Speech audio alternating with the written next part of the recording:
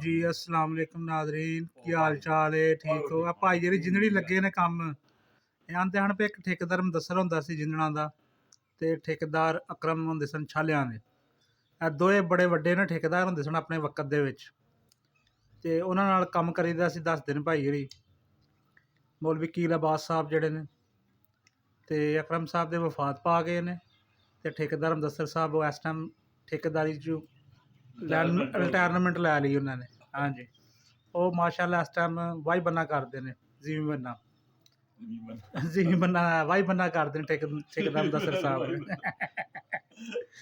ਜਾ ਤੇ ਉਹ ਇਸ ਟਾਈਮ ਨਾ ਜ਼ਿਆਦਾ ਮੋਟਰਸਾਈਕਲ ਦੇ ਹੁੰਦੇ ਨੇ ਹੁੰਡੇ ਦੇ ਤੇ ਕੰਮ ਸ਼ਮ ਬਹੁਤ ਘੱਟ ਕਰਦੇ ਨੇ ਤੇ ਜ਼ਮੀਨ ਬੰਨਾ ਕਰਦੇ ਨੇ।